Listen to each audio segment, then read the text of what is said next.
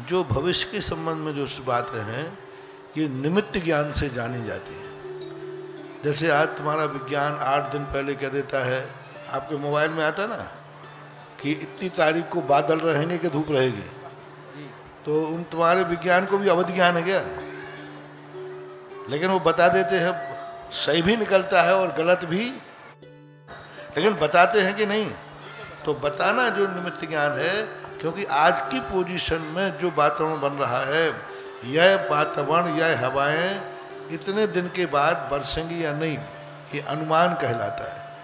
अनुमान के माध्यम से एक निर्णय कर दिया जाता है, इस तारीख को ऐसा होगा।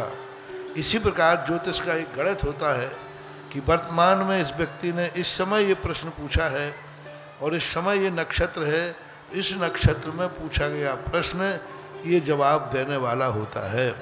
तो ये अनुमान ज्ञान है, सही भी निकलता है, 100% सही निकले ये कोई जरूरी नहीं है। इसलिए किसी मुनिराज को अवध ज्ञान नहीं है। इसलिए जो मुनिराजों को समस्याएं हैं वे उनको ही भोगना पड़ेंगी। जब अवध ज्ञान थे तब समस्याएं निपटी। ठीक है, 700 मुनिराजों में अवध ज्ञान में थे तब समस्याएं निपटी।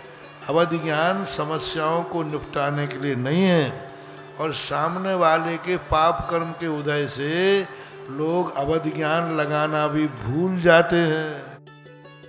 पाप कर्म को उदय भूल जाते हैं। आदिनाथ भगवान भरत को अवध ज्ञान, बाहुबली को अवध ज्ञान, सौधर्मंद को अवध ज्ञान, और आदिनाथ भगवान 7 महीने तक घूमते रहे। इतने सारे देवता जो भगवान के आगे पीछे घूमते, जन्म और गर्भ कल्याणक बनाए, और भगवान को 7 महीने तक समस्या रही। ये सारे अवध ज्ञान कहाँ गए थे? भरत बाहुबली को अवध ज्ञान, वे आगे पीछे मेरा, तो भगवान को क्या चाहिए? अवध ज्ञान नहीं लगा रहे वो। 8 महीने तक पारसनाथ समस्या में रहे। सारे देवता अवध ज्ञानी थे, पारसनाथ खुद अवध ज्ञानी थे। क्यों नहीं लगाया अवध ज्ञान?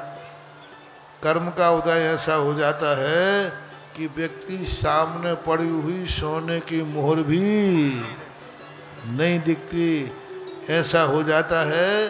उन बुढ़े जैसा हो जाता है। अरे भाई कोई मेरा चश्मा लाओ, कहाँ गया? तो पोता के दादाजी आपकी नाक पे है। हाँ, कर्म के उदय आते हैं तो ऐसा हो जाता है।